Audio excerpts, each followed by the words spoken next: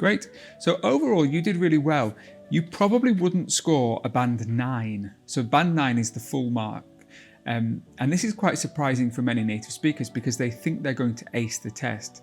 But one of the difficulties with you, because you finished your answers quite soon, it just doesn't give the opportunity for the examiner to hear everything they want.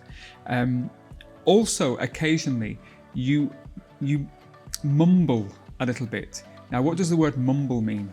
Mumble is like when I don't speak clearly. Exactly. Yeah. So at times I was really straining to listen to what you were trying to say, and I couldn't catch exactly what you wanted to say.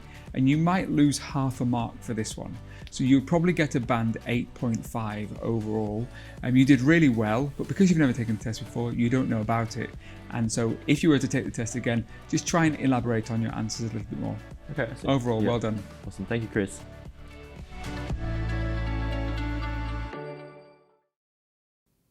In the speaking test, it is incredibly important that you develop your ideas and that you speak as much as possible. In today's video, we're going to be looking at Tom, and we're going to be joining his speaking test where sometimes he gives a few short answers. Now, Tom is a native English speaker, and this is an example where maybe he would be marked down a little bit because of his short answers. So if you're ready to start watching, let's go. Hello and welcome to this practice exam conducted by IELTS Daily. My name is Maddie and I'm your practice examiner. The questions in this test are designed to simulate the IELTS speaking test. Let's start. What's your first name, please? My first name is Tom. Thanks, Tom. At the beginning of the IELTS test, you'll be required to provide some ID, but as this is a practice test, we don't need to do that today. I want to begin by talking about you. Where do you live? Oh, I'm from Melbourne, from Yarraville. All right, so Tom answered this question in quite a short way. I will forgive him in this case because, yes, you could just say, I live in town. That's okay, but you could say, I live in Paris, and Paris is the capital city of France. I live in a neighbourhood just to the east of the city centre. Do you notice how that is a different answer to Tom's, which was very short? So just bear that in mind in the test. I want you to develop your answer a little bit more. And do you enjoy living there? Yeah, it's a really nice neighbourhood. And where do you think you'll live in the future? Oh, I'm not sure where I'll live in the future, but I hope to stay in Australia. So he said, I'm not sure where I'll be in the future, but I hope to stay in Australia. It's quite a short answer. It is a little bit developed because he has some grammatical complexity. It's a complex sentence. But what more could he say? I'm not too sure. It depends on my job.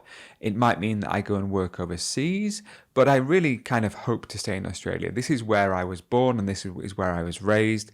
Most of my family is here. Do you see how that's a little bit of a longer answer? And would you like to live in a house or an apartment? I'm definitely more of a house person. I've grown up in a house and I think that's where I want to be in the future. Mm-hmm. Again, very short answer. Explain why. Why is a house better for you? Not just because that you've grown up there, but what are the features of a house that you like? What are the disadvantages of an apartment? All of those things could be expanded on, and he's giving really short, fast answers at this point. This could be problematic in the test. It could mean that he loses some marks. Okay, let's move on to the topic of walking. Are you a fan of walking? Yeah, I'd say I'm a pretty fast walker. Okay, so are you a fan of walking? He answers, yeah, I'm a pretty fast walker. Well, the examiner asked about whether he's a fan of walking, which means does he like walking? Now, in the test, there is no right or wrong answer. You won't be marked for how accurate your answer is. But I do think this would give you a lot of opportunity to expand more. Are you a fan of walking? Yes, I love going to the countryside and spending the day walking. Or no, I'm not really a fan of walking. I tend to enjoy sitting in the garden. Sometimes if I'm bored, I might go for a walk with my friend. Try to develop the answers because it will give you more opportunities to show grammatical complexity and to really, really give the examiner more meat so that they can mark your vocabulary, your lexical resource. Yeah, and do you like it? Yeah, I like walking. More than running? Oh, yeah. I think I've grown to like walking a bit more than running. And where do you normally walk? Around the house, around the house. But also, it's nice to go outside as well. Where do you normally walk? Around the house. Do you think that there would be more opportunities to expand on this answer? I think there are so many opportunities. Even if you're not a fan of walking, you could show off to the examiner. You could say, yeah, I love going for walks with my friends. We'll often take a stroll. So STROLL, a stroll. You could say, I often go for a wander with my friends. We like to spend time together by going for a walk and taking in the sights of the city, getting some fresh air. All of these pieces of language you could use, you could incorporate into your speech so that you could show the examiner just how great you are. I think at the moment, Tom's answers are just a little bit too short. He's not giving the examiner the opportunity to mark his really great language. Yeah. Is there a special place you go walking? I think the most special places are the places that you don't expect to walk. Somewhere in your neighborhood that you've just never explored before. Yeah. And who do you normally go walking with? Normally I go walking by myself. Yeah. But it's nice to go on a walk with mum or dad. Again, lots and lots of short answers throughout this section. Try to expand. If you're taking the test, try to elaborate just a little bit more. Now I want to talk about markets. Do you shop at a market? Yeah, usually I shop at a supermarket. My local one is Coles. Markets, so much language that Tom could talk about here, and he just says, yeah, I like to shop in supermarkets and my local one is. I feel like he's missing the opportunity to show the examiner just how great he is.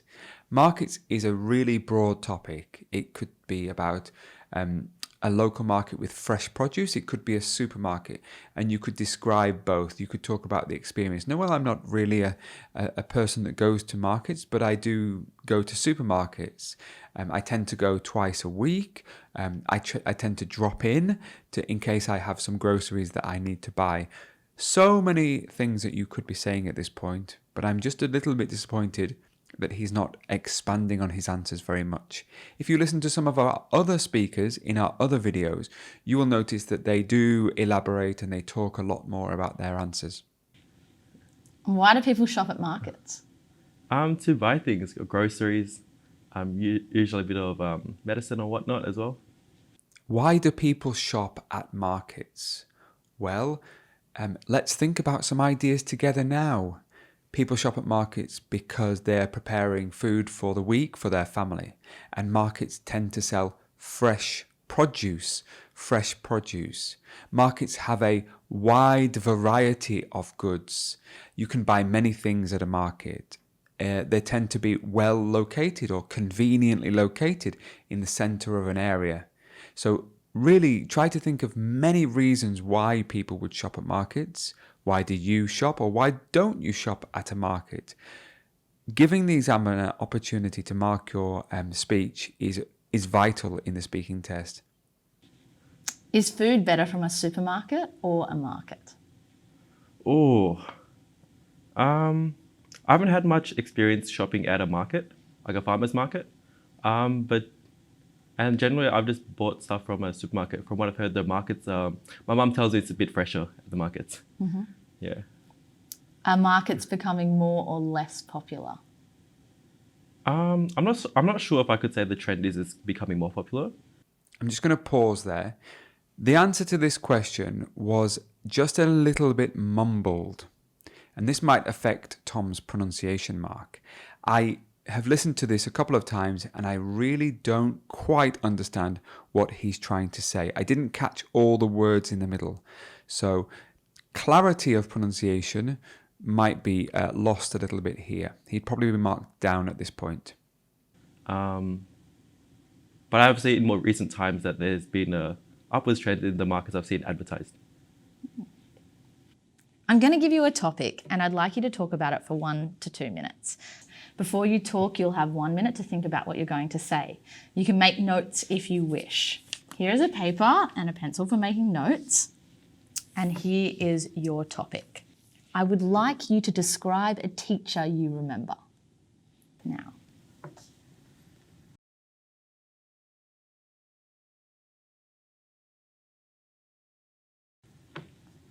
Okay, thank you. So remember, you have 1 to 2 minutes for this, so don't worry if I stop you. I'll tell you when the time is up. Can you start speaking now, No please? worries. For my form teacher, we had Mr. Bush. He was young, about in his late 20s. I had him for United Form, English, rowing, and economics, which was actually really good because he was my favorite teacher. So he's always smartly dressed. He's always in boots. Wherever you see him, he's not without boots.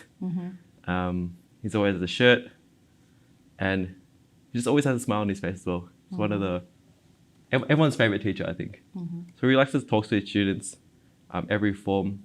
We talk about everything. He go around the classroom. Always talks to every student to catch up and make sure they're doing well. I was just a very charismatic person, and he's done a bit of an unorthodox way of with his career. So he was in marketing before. Then he changed careers because he didn't like it so much. Then he went into teaching. I think it was a bit of a very brave move, and I think it suits his personality a lot more. He's just very good with people. I think that's one of my favorite things. Before he went into marketing, he did rowing professionally. He's a great rower. I remember he was telling us he just missed out on the Australian Olympic team, and then I was really disappointed as well because I would have seen like to see him achieve great things. It was a bit of a shame that he didn't make it. I don't know if you noticed that in the beginning of his part 2, Tom was struggling a little bit to think of ideas, and again, he probably could have developed his answers a little bit more. Be prepared for a topic on teachers or a person. And my advice to you, if you can't think of a person, just try to invent somebody. There are so many stories that you could tell about any person, invented or real. It doesn't really matter. The point is, for part 2, you have to speak fluently for over 1 minute, and you have to include as many ideas and opinions and feelings as you can. And I just feel that Tom maybe was lacking in expanding his answers. So a bit of advice for you guys: if you can't think of ideas, just invent something. Great. Well, thank you. Well, now let's talk about education in general. Should all children be required to stay in school until the age of 18? I think so. I think education is a really important part of life. I think everyone would generally agree with that. From my experience with people who have dropped out a bit earlier, at the time they think it's right. They think they feel the need to be more independent, to work, to be able to support their family early. But oftentimes they will look back and they'll regret not finishing high school.